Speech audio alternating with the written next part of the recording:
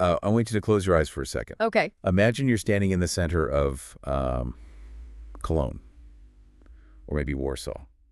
It's May of 1945. What do you see? Rubble. I mean, just absolute devastation. Exactly. You're looking at a continent that has essentially, well, it's gutted itself. 2 massive industrial scale wars in, what, 30 years? Yeah, 30 years. It's basically a graveyard of nationalism at that point. Hmm. Cities are flat, economies are totally non-existent, and the trust between these nations. No, it's in the negatives. It's the absolute lowest point in European history. Right. So now, snap your fingers. Fast forward to today. Quite the jump. Yeah, but think about it. You get on a train in Paris, you fall asleep, and you wake up in Berlin. Mm-hmm. You didn't show a passport. Yeah. You didn't exchange any currency. You probably crossed the border at 100 miles an hour and didn't even notice. It is a transformation so radical that, well, if you told someone in 1945 it was coming, they would have had you committed. They would have laughed you right out of the ruins. And that is exactly what we are unpacking today on this deep dive. How on earth did Europe go from the ashes of total war to becoming the world's largest economic bloc? And maybe more importantly, why is that whole project currently creaking under its own weight? Yes, exactly. And to figure this out, we are drawing our insights today from historical analysis of AP European History Topic 9.N. Which is all about the formation of the European Union and the massive challenges it faces today. It's the story of the 20th century, really. Yeah. But what gets missed in the headlines is that this wasn't an accident. No, not at all. It wasn't just, time heals all wounds. This Yeah. was a very deliberate, engineered project. Right. It was a calculated attempt to basically hack geopolitics. Hacking geopolitics, I like that. It's true, though. The goal was to make absolutely sure the past could never, ever repeat itself. But there is a catch. There's always a catch. Always. And in this case, it's something the sources really highlight. The sovereignty axis. The sovereignty axis. Let's define that for the listener. Think of it as a sliding scale that every single European member nation has to balance on every single day. Good. On one side, you have integration. That's the safety and the wealth that comes from locking arms with your neighbors. Right, the collective benefit. Exactly. But on the other side, you have national sovereignty. Which is that really deep, almost tribal desire to control your own borders. Your own money, your own laws, yeah. And as we're going to see today, the needle on that axis has been moving one way for 60 years, and now it's twitching back. It's shaking violently. It really is. So let's get into it. We're starting at ground zero, 1945. The war is over, but the peace is, well, it's terrifyingly fragile. Everyone is broke. Everyone. And everyone is scared that in 10 or 20 years, Germany is just going to stand up and try again. That was a totally genuine fear at the time. Oh, absolutely. The European states realized that if they didn't fundamentally change the game, World War III wasn't just possible, it was probable. They needed to make future conflict literally impossible. Right. But here is the harsh reality of 1947. You cannot build peace when your people are starving. Enter the Americans. Enter the United States in the Marshall Plan. Yeah, this is the part of history class where everyone remembers, oh, the U.S. gave Europe a bunch of money. Which is true. It is true. It was about $13 billion, which in today's money is just an astronomical sum. Huge. But I feel like we often gloss over the actual terms of that aid. And that is the absolute key to the whole story. It was not a blank check. Right. The U.S. didn't just hand a stack of cash to France and say, hey, go build a nice factory. Have thing. Yeah. No, they handed over the money with a massive stipulation. You have to spend this cooperatively. Which is just fascinating psychology. It's like a parent telling two siblings who just got into a massive fistfight. Right. I'll give you both your allowance, but only if you pull it together to buy one bike that you both have to share. That is a perfect analogy. The U.S. essentially said, you cannot use this money to build a taller wall around your own country. They had to work together. They forced the Europeans to create the Organization for European Economic Cooperation, the OEC. Which is a lot of letters. A lot of letters for a mechanism that basically forced French bureaucrats to sit at a table with Italian and West German bureaucrats to plan their recovery together. It's forced dating. Forced economic dating, exactly. It was the training wheels for integration. They had to learn how to talk to each other without shooting. So you have this money flowing. Yeah. And you have these forced committee meetings. But let's be honest, a committee on spending isn't exactly a marriage. No, it's a start, but it's not permanent. Right. The real game changer, the moment where This stops being about just aid and starts being about truly binding these nations together. That comes in 1951. Ah, yes. The European Coal and Steel Community. Now, I know what you're thinking, coal and steel community. That sounds like the most boring newsletter you've ever unsubscribed from. It does sound incredibly dry. But the sources argue this is actually one of the most brilliant strategic moves of the entire century. I completely stand by that. You have to look at what coal and steel actually were in 1951. They weren't just rocks and metal. They were the ingredients of war. You cannot build a tank without steel. Nope. And you can't run the factories or the railroads to move the troops to the border without coal. Precisely. So here is the proposal put forward by Robert Schuman and Jean Monnet. The architects. Right. They take the original 6 members, France, West Germany, Italy, Belgium, the Netherlands, and Luxembourg. The core group. And they say to them, we are going to take the specific industries required to kill each other, and we are going to put them under a high authority. And this high authority part, that is the kicker here. It's everything. Because this wasn't just a club where they all agreed to be nice to each other on an honor system. Yeah. This was a supranational body. Right. Supranational. That is a very scary word for a proud nation state. It literally means above the nation. Exactly. For the very first time, a board of directors that wasn't strictly French and wasn't strictly German had the legal power to tell France and Germany how much steel they could produce. And where they could sell it. Yes. That is wild when you actually pause and think about it. Just 6 years prior, France was occupied by Germany. Brutally occupied. And now France is saying, here, take the keys to my war machine.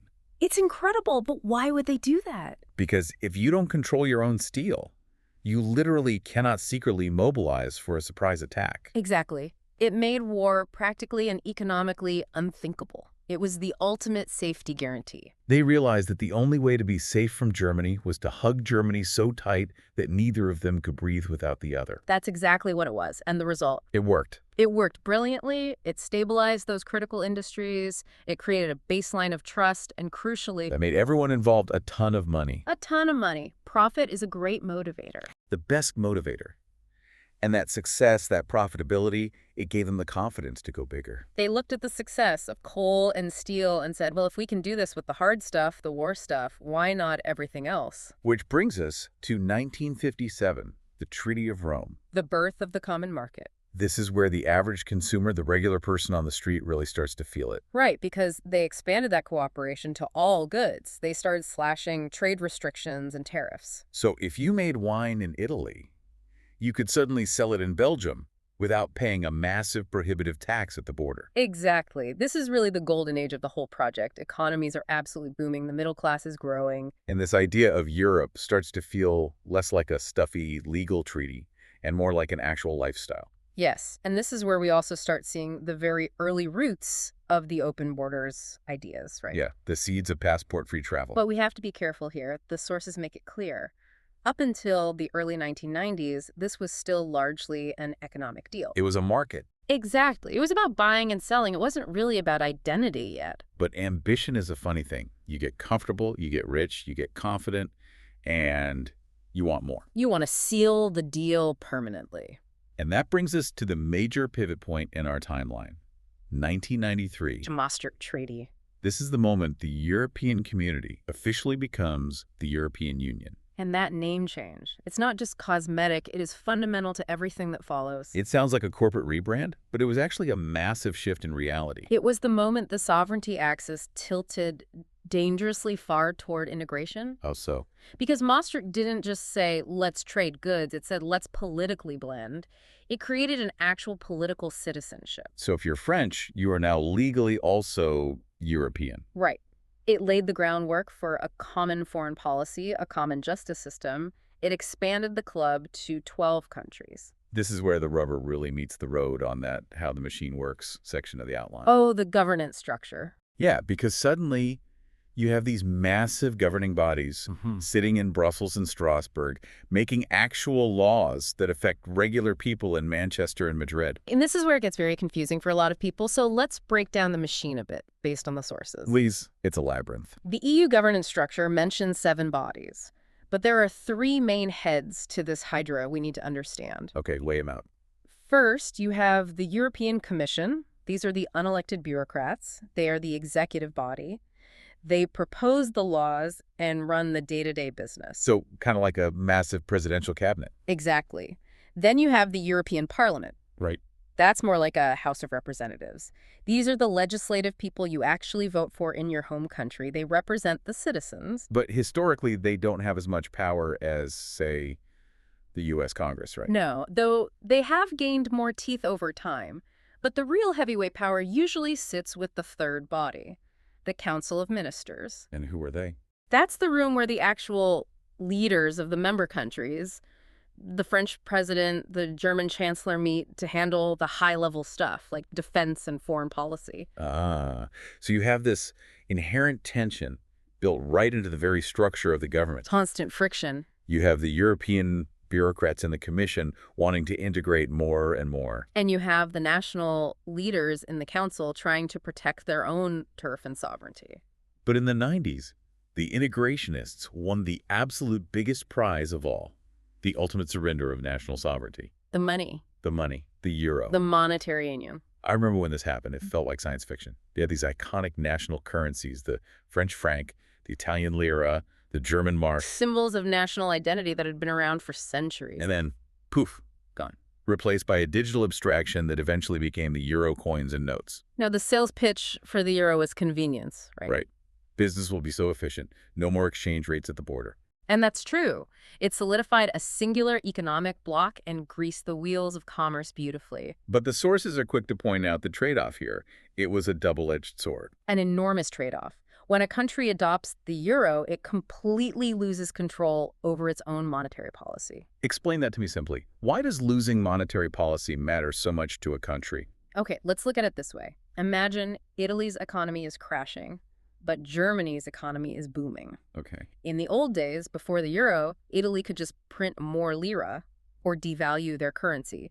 That makes their exports cheaper, tourists flock in because their dollars go further, and the Italian economy restarts. It's a built-in safety valve. Exactly. Yeah. But if they use the euro, They can't do that. nope, they don't control the printer anymore. The European Central Bank in Frankfurt controls the printer. And Frankfurt is probably worried about inflation in booming Germany, not unemployment in struggling Italy. Precisely. So Italy is stuck in a straitjacket.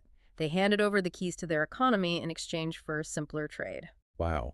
And this is where the hangover really starts to set in for the European project. It is. We had 50 years of politicians saying, integration is great, integration is the inevitable future. But you cannot just erase thousands of years of tribal history, different languages, and deeply rooted cultures with a single currency. No, you can't. And this loops us right back to that central conflict. The sovereignty The axis. struggle to balance. Right. For decades, the elites pushed the needle toward a shared European identity. But down on the ground, the nationalistic sentiments were building up like steam in a boiler. Especially around the policy of free movement. The ability for citizens to live and work anywhere without passports. Great for the single economy. But the sources note this caused massive domestic tension regarding immigration and the feeling of losing border control. And the valve that finally burst from all that pressure. Brexit. The ultimate case study. We have to talk about the UK. We do. It is the climax of the tension we've been tracking. 2016. The United Kingdom votes to leave the European Union. Now, the easy surface-level narrative is often just, oh, they were worried about immigration. And sure, immigration policies were a huge part of it. A very big part. But if you dig into the sources, it went much deeper than just border numbers. It was fundamentally about autonomy. Take back control. That was the big slogan of the Leave campaign. It was a genius slogan because it tapped into that exact visceral feeling we just talked about. The feeling that people in a glass building in Brussels who you didn't vote for And who maybe don't even speak your language. are making laws that govern your daily life in a small town in England. The British voter looked at the sliding scale of the sovereignty axis. They looked at the trade-off. And they said, okay, maybe the EU makes trade easier, but is it worth it if we aren't really running our own country anymore? And a majority of them said no. The cost of losing our autonomy outweighs the economic benefits. So they voted in 2016 and officially exited in 2020. And that is an absolute earthquake for the whole continent. Because until that Brexit vote, the assumption, the unwritten rule, was that the European Union was a one-way street. You get in, you integrate, and you stay forever. Right. It was seen as permanent, inevitable. But Brexit proved it's not permanent. It's completely reversible. It proved that this whole peaceful cooperation machine requires constant, active buy-in from the public. If people feel like their national identity is being dissolved, they can and will pull the ripcord. And let's be clear, the UK isn't the only nation feeling this. You look across the bloc today. This tension is everywhere. The sovereignty axis is basically trembling across the whole continent right now. Member nations are constantly weighing their collective union responsibilities against their individual national sovereignty. It's an active, ongoing struggle every single day. It is. So we started this deep dive with the image of rubble in 1945. Total destruction. And we traced how they built this massive, magnificent economic and political superstructure out of that rubble. Using Marshall Plan money, coal, steel, and a lot of complex treaties.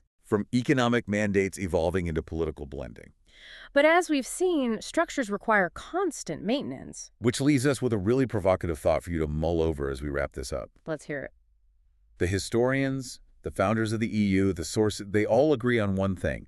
The entire system was built to make war practically impossible through economic binding. That was the original mission. Handcuff everyone together so they can't throw a punch. Right. But if Brexit proved that you can actually unbind these economies... If you can untie the knot. Exactly. If you can untie the knot, does the precedent of an exit suggest that you are also untying the piece? That is the ultimate fear. If you unlock those economic handcuffs.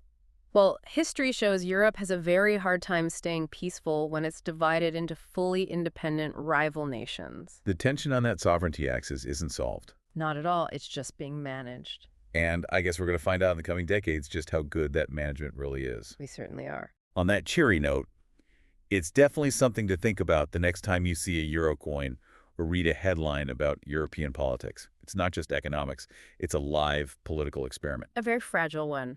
Thank you so much for helping us unpack this massive topic today. Oh, my pleasure. It's a fascinating story, and it's still being written. Absolutely. And to you listening, thanks for taking this deep dive with us. We will see you next time.